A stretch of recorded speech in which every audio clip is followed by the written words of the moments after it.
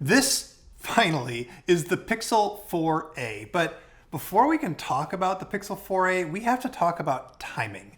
This phone isn't shipping until August 20th, which is super late. Google says it's because the coronavirus kept it from finishing the final stages of design and manufacturing, but whatever. Because this phone is coming out so late, Google knows that it could conflict with other phones that it's going to release. So it's just going ahead and pre-announcing two other Pixel phones that are coming out later this year. It's pre-announcing the Pixel 4a 5G, which is going to cost $499, and the Pixel 5, which is going to cost, I don't know. And literally that's all we know about those phones. But right now we have the Pixel 4a and it only costs $349. And I would use it.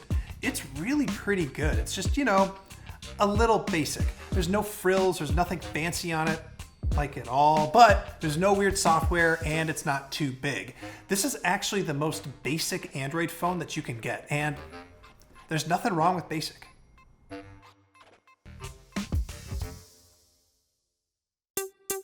Okay, let's just get into the basics of what this phone is.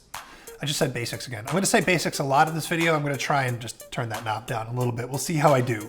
The most important feature on a Pixel is either Google's software or it's the camera. And you know what? Let's just do it right at the top. Let's talk about the camera. It is really good. There is a single 12.2 megapixel camera on the back with optical image stabilization, and the front camera is 8 megapixels inside this little hole punch here. Google's camera hardware is never really anything special though, because the focus is always on making better use of that hardware with computational photography. So I compared the Pixel 4a, which costs $349, to the Pixel 4, which costs $800. It's a lot for a Pixel 4, and the iPhone SE, which costs $400. And the results are that the Pixel 4a's photos are almost indistinguishable from the Pixel 4 in almost all cases. It is good in low light, it is good with night sight, it's good at HDR, it's pretty solid at zoom, and it has that super contrasty pixel look. Now the iPhone SE does give some warmer colors, which some people like, but in general, I will take the 4a, especially in low light. Do I wish that Google had put a wide angle or a telephoto lens on the 4a? Well, yeah, but those secondary cameras are almost always worse than the main sensor, especially on inexpensive phones. So Google just left them out. But that does have one weird side effect. When you go into portrait mode on the 4a, it has to do this really aggressive 2x crop to make the portrait stuff work with the Pixel's math. Other than that, portrait mode is what you would expect. It's not too great at the edges if you look too closely, but it's fine for Instagram. And speaking of math, there is no extra image processor on the Pixel 4a like there is on the Pixel 4, so images do take longer to process. If you take a photo and then jump right into the gallery, you're gonna have to wait a beat for the image to fix itself. The other thing about Pixel phones is that while their photos are great, their videos are not so great. If taking video is more important to you than getting great still photos, you might be better off with an iPhone SE, but in general, I do still prefer the still photos off the Pixel that I do on the iPhone. Bottom line, this is a Pixel, which means that it has a very good camera.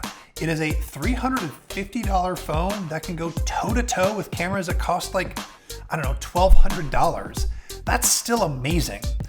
Now the rest of this phone isn't amazing like the camera, but the Pixel 4a does get almost all of the basics right. I know, I said it again. Okay, there's only one size. It's got a 5.8 inch screen with a hole punch, and it's OLED at 1080p. There is a fingerprint sensor on the back, and there is that one camera with a flash on the back, one camera on the front, and a headphone jack. Hooray! As you can see just by looking at it, it looks pretty simple. It has a plastic body and it has Gorilla Glass 3 on the screen, which is kind of a throwback. We're coming up on Gorilla Glass 7. I don't know, whatever. It's really well built. There's no flex to it, and maybe it's because it's the same size that regular iPhones have been all the way back to the iPhone 6, but if you don't like big phones, this feels like the size of phone. This feels like a really good size to me. You can get any color that you want as long as it's black. Google likes to use cute names for its phone colors, and it always calls its black ones just black, and yeah, this phone is available just in black. There is this neat seafoam blue-green power button though.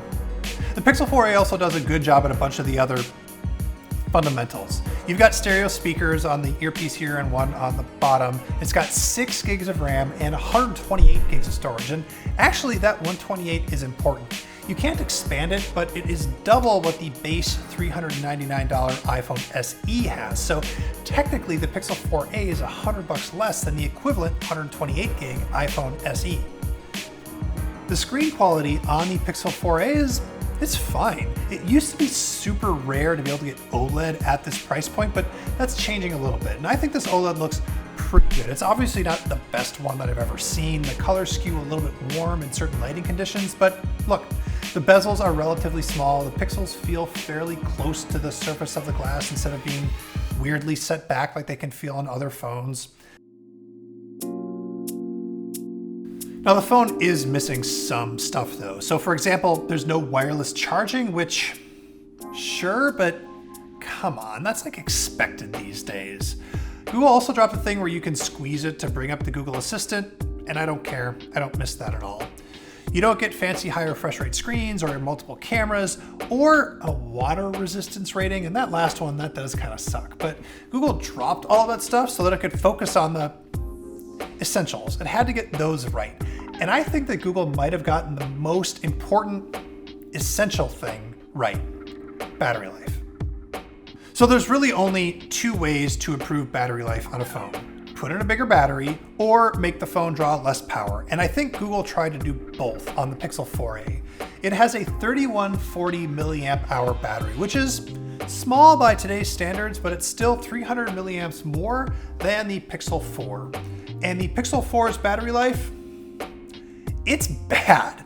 But the Pixel 4a's battery life, well, it's not amazing, but it's fully acceptable. You should be able to make it through a full day. I'm getting around 4.5 to 5 hours of screen time, which to me is enough. The other thing that helps with battery life is drawing less power, and the screen is a big part of that. And sure, a 5.8-inch screen isn't huge, so that helps, but I think the processor inside the phone is the more important part. It is a Qualcomm Snapdragon 730G. The G stands for faster graphics, and I think this draws less power than a Snapdragon 865 with a 5G modem.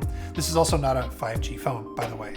But does that processor make the Pixel 4a slow? I can see it. Sometimes an app will take a beat longer to open, and sometimes scrolling in Chrome is gonna feel a little bit janky, but it's not terrible. And this phone feels a lot smoother than the Samsung Galaxy A51, which is like kind of in the same class here. Smoother is the key thing because this is using Google's version of Android, which is super clean, super easy to get around. It doesn't have a bunch of extra crap that you don't want. Like these days, Samsung is fully just putting ads in its software now. Google is guaranteeing 3 years of software updates for the Pixel, and I think this processor is really going to be showing its age at 3 years, but it should make it. But if you compare that to the iPhone SE, whose processor right now is a beast, it's going to last longer, and it's probably going to get like 5 or 6 years of software updates, so that's something to keep in mind. So look, I know that basic is an insult. It means that it's common, that it's everyday, but you know what? In your life, you need to have some simple things that are consistent and reliable. Look, what I'm saying is I would be very happy with this phone. And I don't know why anybody would buy a Pixel 4 when this phone exists. And as for the upcoming Pixel 4a 5G for $500, meh. I don't care that much about 5G yet, and we don't know what other changes are coming to it officially. And as for the upcoming Pixel 5, honestly, all I can say is I really hope that Google changes up its flagship phone strategy this year. But wherever the Pixel 5 lands, it's going to be in a different market than this phone because the Pixel 4a is for the sub $400 market. Here is another word that gets used as an insult: cheap. The Pixel 4a is cheap in terms of cost, but other than being a little, I don't know, plasticky, it doesn't feel cheap. Now, it's not as fast as an iPhone SE, and it probably won't last as many years as an iPhone SE will, but it costs less, and it has a really nice version of Android on it if you want Android. Look, At this price point, you just can't have it all. I've talked about that with the Samsung Galaxy A51. John just talked about it with the OnePlus Nord. Companies have to pick where their priorities are. And Google picked the camera, and then for everything else, it just made sure that it hit a baseline level of quality.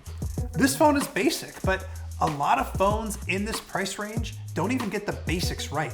The Pixel 4a does. Hey everybody, thanks so much for watching. Speaking of cheap, hear that? There's a bird out there. I can't stop it. I bought a squirt gun. Didn't work. I'm just doing my best. Please subscribe.